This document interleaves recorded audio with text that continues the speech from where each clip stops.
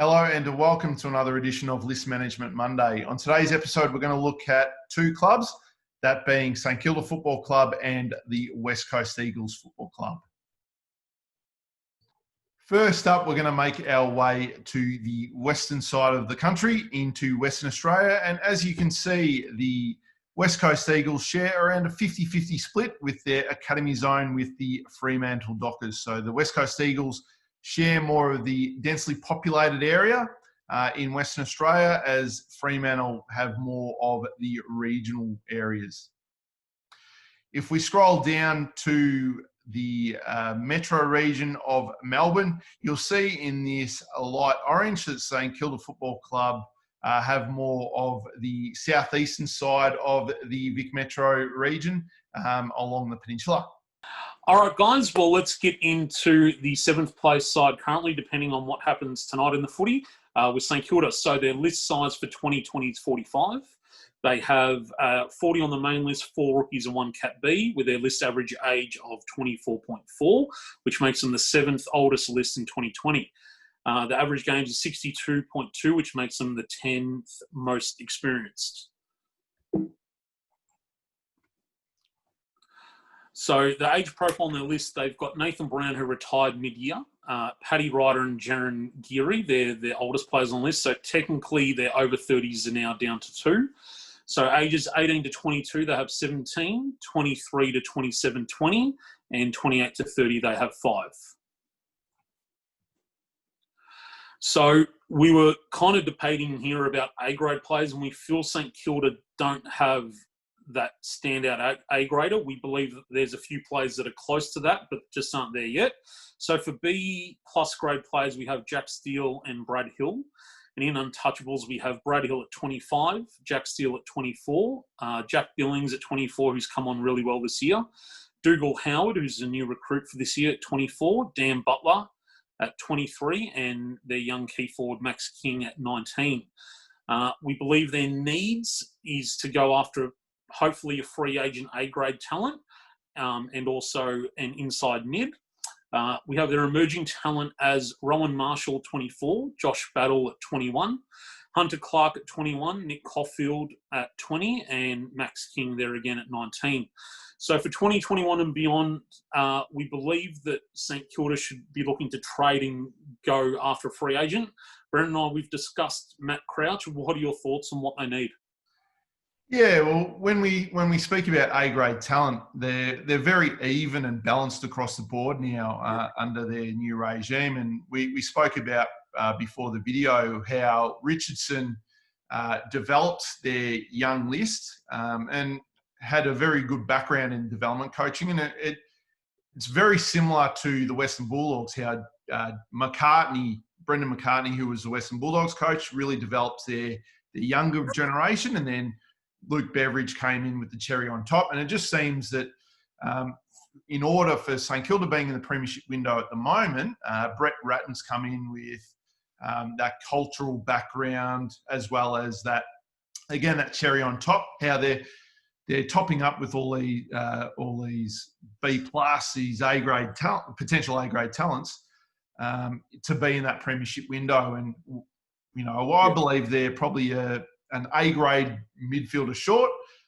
Someone like Dan Hanbury they brought in to be that A-grader, but unfortunately he's on the end of his career, being that 28, 29 years of age bracket. So he's only got a couple of years left, and he's going to start having a lot more soft tissue injuries, as we've seen over the last 2 years. So they need to chase that 24 to 28-year-old A-grade talent that they can also market their club around, but also someone that's going to top up that midfield and really push them through to being a top 4 side.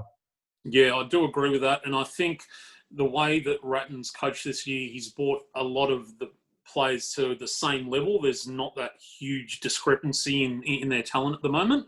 And I think with the way they've drafted recently, I really see a bright future for the Saints. They just need a little cherry on top. All right, and I think we've got West Coast coming up now, Brendan.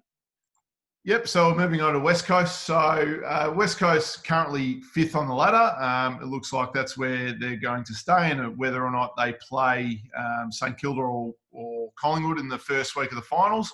But their current list size is 45 with 38 and then 7 rookies. So they don't have any Category B rookies in 2020. The list average age for West Coast is 24.8, which is the second oldest list in the AFL, and their average games is 75.6, which is the second most experienced list in the AFL. So they're right in their premiership window at the moment. Yeah. If we're looking at the age profile, the oldest players on their list obviously are Josh Kennedy, Shannon Hearn, Will Schofield, and Lewis Jetta in their early 30s. And you're looking at 18 to 22, they've got 18. Their peak age bracket of 23 to 27 is 15. And on the older end, you've got 8 between 28 to 30 and obviously 4 over the age of 30. What I see at the moment, they've probably got 4 A-grade talent. You could argue that they have more, the way they've developed and built up their list over the previous years. But Nick Natanui is a definite A-grader. They recruited in an A-grader, I believe, who started his AFL career late. But when you net 2 first-round draft picks on a trade, in Tim Kelly, you could argue that he's definitely an A-grader, and being only 25 years of age, he's got at least 7 more years being that top-end talent for West Coast.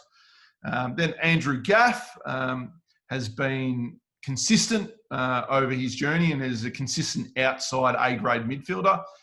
And then we were arguing over between Jeremy McGovern and Josh Kennedy.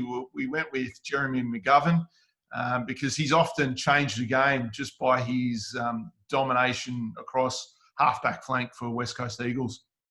Yeah.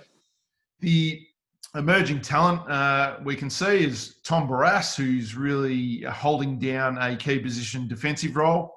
Liam Ryan as a small forward. Tom Cole, Oscar Allen is another key position, and another emerging talent that has played a couple of games, and obviously Greg and I have seen through the pathway system, is Xavier O'Neill, who we think is going to have a good long career in the AFL system. The untouchables at the moment, who they need to build their list around to sustain that success. There's Elliot Yeo at 26 years of age. As I said, Tim Kelly at 25 is going to be their elite midfield talent and A-grade once Nick Natanui hangs up the boots. Tom Barrass, Tom Cole, and Oscar Allen. Their needs we've identified as that key position depth because of the older end of their list is 28 plus. And we also thought that they needed a small, dangerous forward. They had high hopes that it was going to be Willie Rioli, but unfortunately, circumstances that West Coast couldn't control. He's no longer on their list at the moment until he finishes his ban. However, they do need that real dangerous small forward. Think what Mark Lacroix used to be. Medium small, that he'd be up there with 50 goals per year. So if they could add that to their list, they'll sustain that success for a long period. Yeah, I do agree with that, Brendan, and I think based on their age range at the moment and some of their A-grade players starting to get to the end of their careers, they do need to continue to draft as early as possible. Look, every club's in the same range, but I think West Coast, if they're going to try and not bottom out too much, they really need to start bleeding that talent through slowly. So hopefully this year, they're still good enough. If all their players are fit, they're still good enough to definitely contend at the top end.